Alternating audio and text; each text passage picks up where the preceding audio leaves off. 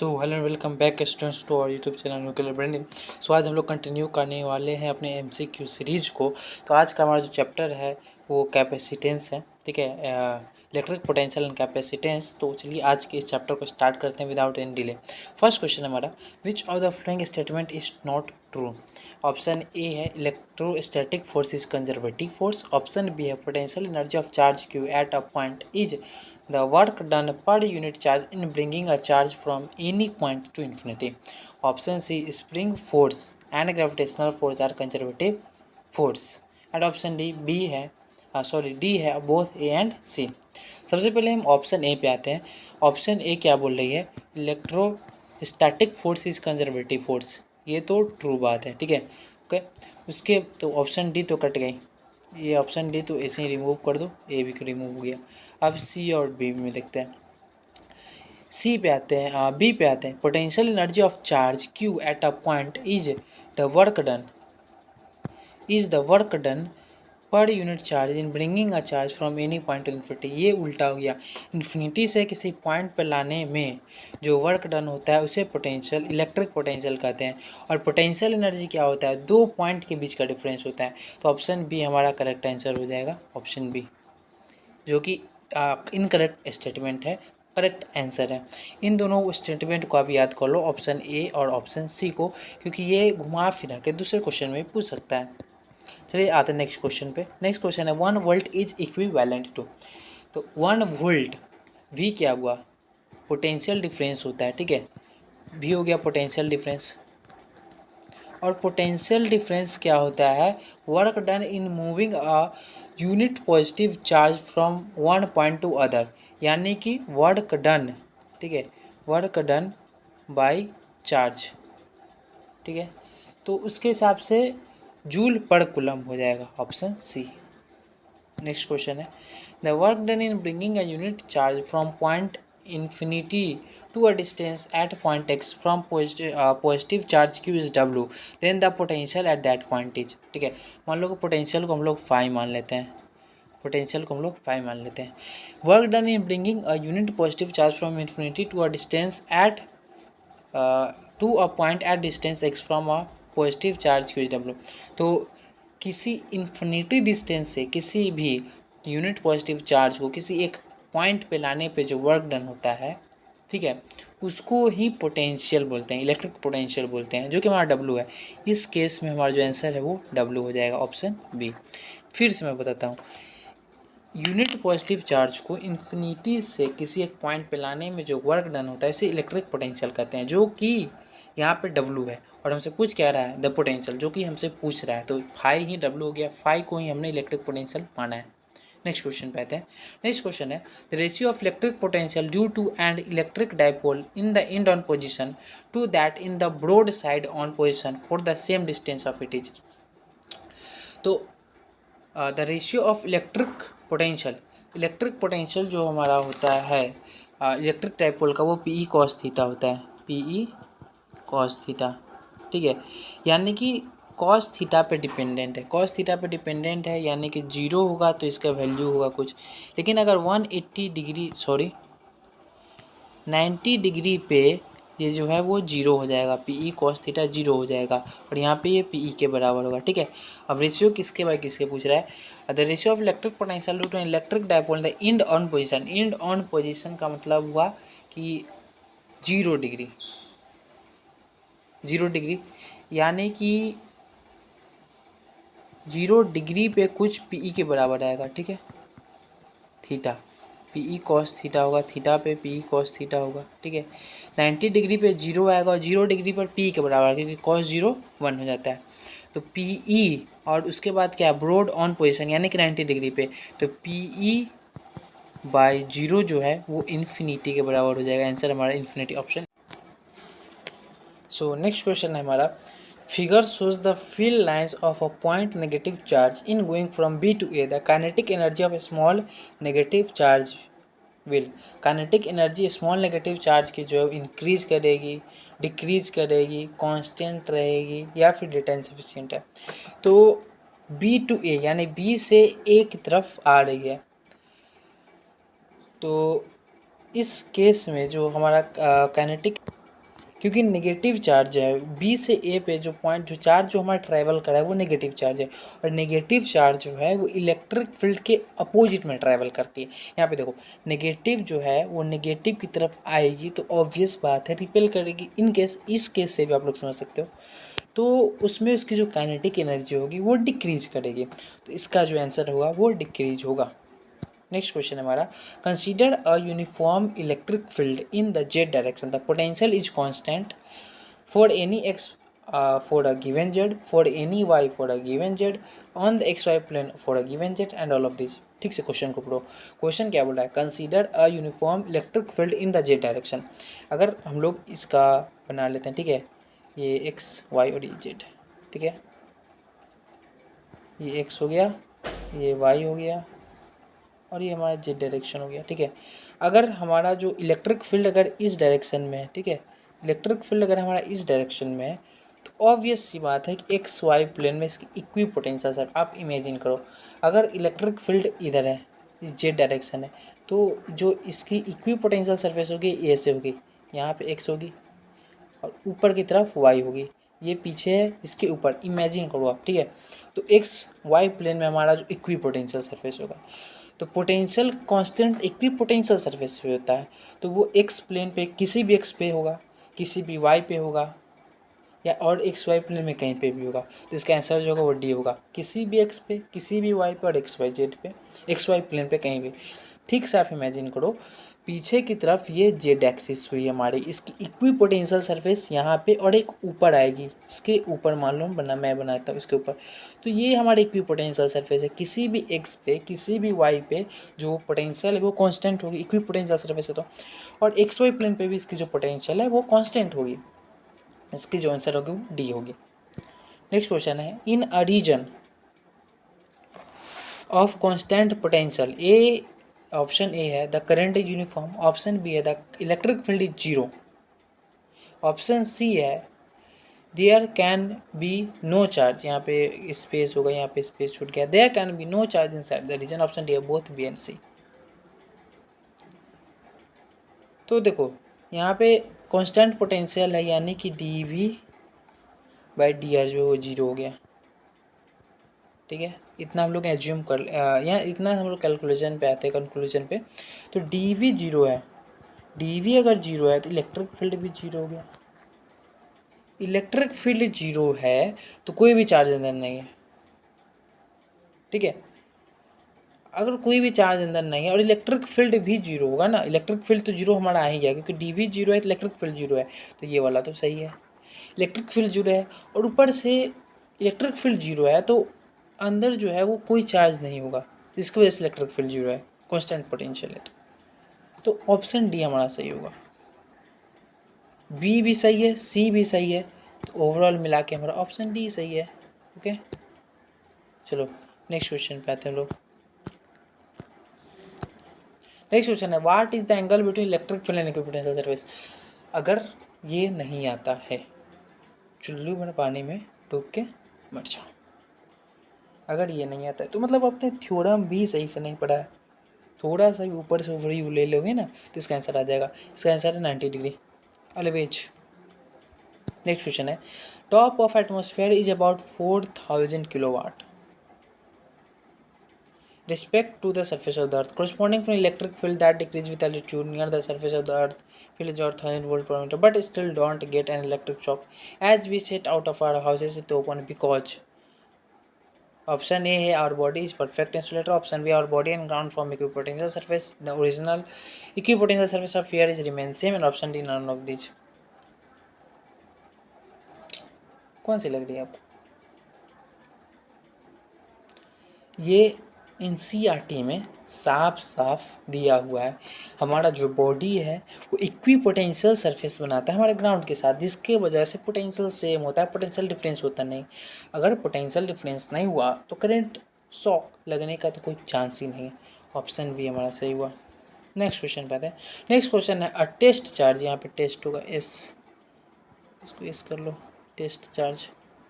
ठीक है, अ test charge S लग रहा है, नहीं लग रहा है, ओके एक मिनट,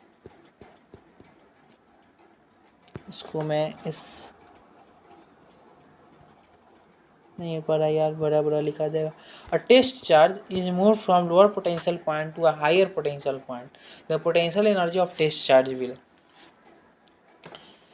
लोअर पोटेंशियल पॉइंट से हायर पोटेंशियल पॉइंट पे जा रहा है, तो पोटेंशियल एनर्जी क्या होगा? पोटेंशियल एनर्जी का जो हमारा फॉर्मूला होता है वो क्या होता है? Q B. ये इंक्रीज कर रहा है तो पोटेंशियल एनर्जी भी इंक्रीज करेगा, ऑब्वियसली बात, तो इंक्रीज हो गया ना। अगर पोटेंशियल पॉइंट अगर हायर पोटेंशियल पे जा रहा है तो पोटेंशियल डिफरेंस इंक्रीज कर रहा है, ये पोटेंशियल डिफरेंस हुआ, पोटेंशियल डिफरेंस हो रहा है। पोटेंशियल डिफरेंस जब बढ़ेगा तो ऑब्वियस सी बात है पोटेंशियल एनर्जी बढ़ रही है, फॉर्मूला के हिसाब से आप लोग देख लो।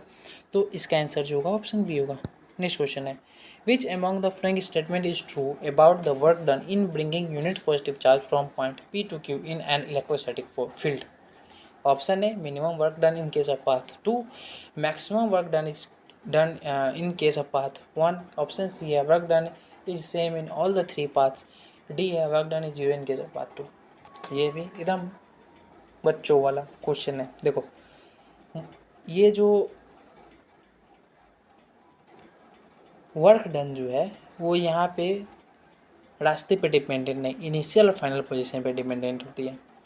इनिशियल पोजीशन फाइनल पोजीशन दोनों का सेम है, मतलब कोई चेंज नहीं है।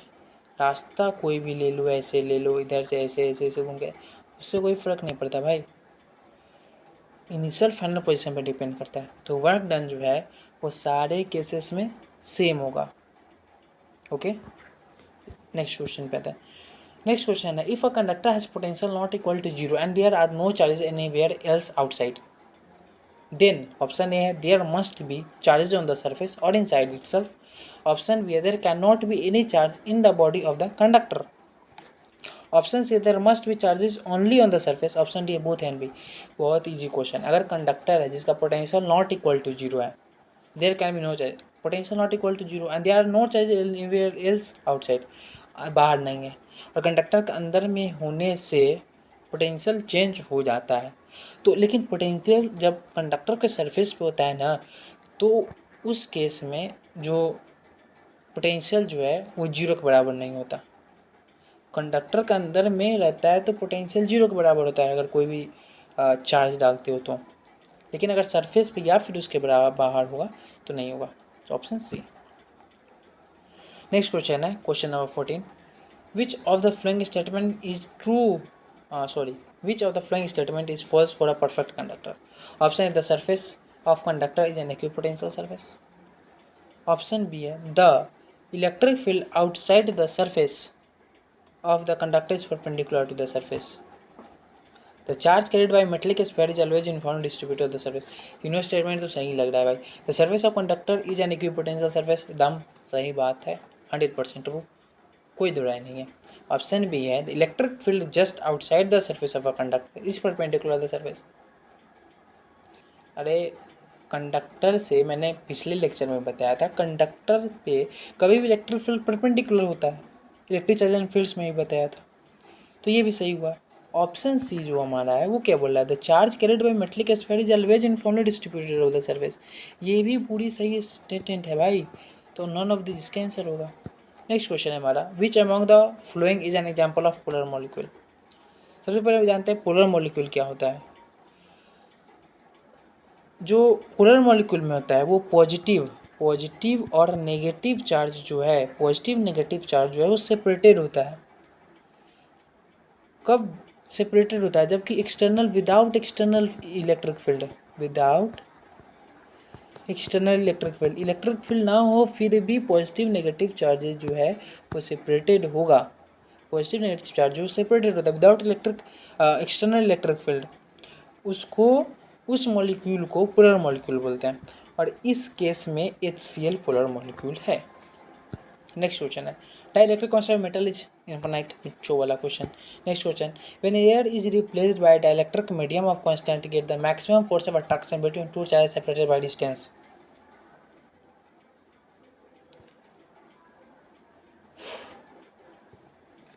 अगर डाइलेक्ट्रिक मीडियम होता है तो एफ न्यू जो होगा वो F0/K होता है।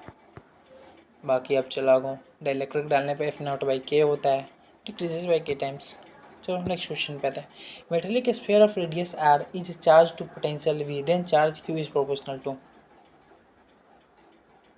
v, r, both v and r, none of these. कौन सा होगा? चलो, metallic sphere of radius r is charge to potential v। चलो q बराबर सी भी होगा, q बराबर सी भी सारे लोग मानते हो। तो v पे तो डिपेंडेंट हो गई चार्ज, चार्ज जो हमारी है वो v पे डिपेंडेंट हो गई। अच्छा, अब r का भी चेक कर लेते हैं भाई। c को हम लोग क्या लिख सकते हैं? 4πε0r। तो क्या q r पे डिपेंडेंट नहीं हुई? q बराबर 4πε0r इंटू भी। क्या r और v दोनों पे q डिपेंडेंट नहीं हुई? हो गई? बोलो भाई, हो गई? अगर हो गई तो फिर कौन सा ऑप्शन हमारा आंसर होगा? सी। कौन सा होगा? सी। चलिए मार देते हैं सी को, रेड पेन से करते हैं। क्या? Red pen, yes. चलो ऑप्शन सी। नेक्स्ट क्वेश्चन पे आते हैं हम लोग। अरे दिखाई तो दे क्या लिखा है यहाँ पे, both V and R. Next question है हमारा, in a parallel plate capacitor the capacity increases if. अब ये तो भाई हद हो गई, हद हो गई। सी बराबर के epsilon not a by D, कर लो खुद से। क्या होगा इसका आंसर? एरिया पे देखो, एरिया डायरेक्ट डिपेंडेंट है, एरिया सी, ऑप्शन सी। चलो next question. A parallel plate capacitor is charged and then isolated. The effect of increasing the plate separation on charge, potential, capacitance respectively are. Charge and then, पहले चार्ज किया गया और फिर isolate किया गया। देखो पहले चार्ज किया गया, चार्ज करके आइसोलेट किया गया। Q जो है वो तो हमारा भाई कांस्टेंट रहेगा इस केस में। इससे एग्री करते हो कि नहीं? बोलो भाई, एग्री करते हो कि नहीं? Q कांस्टेंट है हमारा। डिस्टेंस तो इंक्रीज कर रहा है, isolated, increasing the plate separation on charge, potential, capacitance are. तो आइसोलेट किया गया मतलब अलग अलग किया गया। डी तो इंक्रीज कर रहा है ना हमारा, तो कैपेसिटेंस क्या होगा? डिक्रीज करेगा। अच्छा क्यों? क्योंकि सी बराबर epsilon not a by D होती है। तो देख लो, तो पोटेंशियल इंक्रीज होगा ना भाई, V बराबर क्यू बाई सी। देख ले, अगर ये डिक्रीज कर रही है Q by C inversely proportional है, तो पोटेंशियल देख ले भाई, ये इन्वर्सली प्रोपोर्शनल। अगर ये डिक्रीज करेगी तो ये इंक्रीज करेगी ना भाई। तो पहला है हमारा parallel potential capacitance are the plate separation on charge. Plate separation मतलब अलग किया गया, तो उसका जो इफेक्ट है वो चार्ज पे क्या होगा? चार्ज तो कांस्टेंट रहेगी हमारा। चलो हो गए। उसके बाद पोटेंशियल पे क्या होगा? पोटेंशियल तो हमारा इंक्रीज कर रहा है ना, बिल्कुल। ये डिक्रीज कर रही है, पोटेंशियल इंक्रीज कर रही है। ये इंक्रीज कर रही है, ये डिक्रीज कर रही है। पोटेंशियल इंक्रीज और कैपेसिटेंस डिक्रीज, ऑप्शन डी होगी। नेक्स्ट क्वेश्चन पे आते हैं। If dielectric constant and dielectric strength be denoted by K and C respectively, then material suitable for use of dielectric in capacitor must be. High K high ex, explanation मत पूछना। Next है, two identical capacitors are joined in parallel, charged to potential V separated and then connected in series. The positive plate of one is connected to negative of other. Which of the following is true? The charges on the free plate connected together are destroyed. The energy stored in system increases. The potential difference between the free plates is 2V. The potential difference remains constant. ठीक से question को पढ़ो फिर से। Two identical capacitors are joined in parallel, charged to potential V. Potential V पे charge किया जाता है, separated and then connected in series. Separate करके फिर सीरीज में कनेक्ट, पहले तो चार्ज किया जाता है, ठीक है, पैरेलल में लगा हुआ है, चार्ज किया गया, अलग करके उनको सीरीज में जोड़ा गया। तो अगर एक का positive side the positive plate of one is connected to the negative of other, अगर एक का पॉजिटिव साइड दूसरे का नेगेटिव साइड से कनेक्टेड है, विच of the following is true, कौन सा सही है। देखो सबसे पहले पोटेंशियल डिफरेंस पे हम लोग आते हैं। पोटेंशियल डिफरेंस इस केस में क्या होता है कि V1 प्लस V2 होता है। वहीं से शुरू करते हैं, चेक करते हैं 1 बाई 1, उसके बाद कैपेसिटेंस पे भी आएंगे। तो यहाँ पे तो एनर्जी और पोटेंशियल डिफरेंस का पूछा है ना, तो पहले पोटेंशियल डिफरेंस का कर ले, तो वो इजी होता है V1 प्लस V2। तो यहाँ पे V है तो V प्लस V सीरीज़ में अगर हम लोग देखते हैं, सीरीज़ में दोनों जुड़ जाती है, तो V प्लस V, अरे ये क्या हो गया, ये तो लगेगा यार अजय भाई, ठीक है। तो V1 plus V2, V plus V यानी कि 2V हो गया। तो यहाँ पे अगर potential difference 2V can the, the potential difference between the free plate is to be low, यहीं से आ गया। क्यों एनर्जी कैलकुलेट करना भाई, क्यों हो गई यहीं से। Next, oh thanks for watching bro, ज़्यादा हो गया, नहीं नहीं सही है। देखो अगर ये सीरीज़ अच्छी लगी हो ना, तो आप लोग जो अच्छाई हो वो बता दो, बुराई है वो तो ज़रूर बताओ, क्योंकि इट्स कंपल्सरी, मैं जानूँगा ना यार, मतलब क्या गलती हुई मुझसे, आई एम सीरियस, ठीक है। तो आप लोग वो बता दो क्या गलतियाँ हुई मुझसे। Thank you, thanks for watching, subscribe कर लीजिएगा, ज़रूर से ज़रूर सब्सक्राइब करें। अगर वीडियो अच्छी लगी हो तो लाइक कर दो, वीडियो को लाइक करने के लिए कोई ज़बरदस्ती नहीं है, लेकिन हाँ सब्सक्राइब जरूर कर दो, क्योंकि आपको ही तो देखना है ना मेरा सुधार। चलो तब तक के लिए tata bye bye, take care.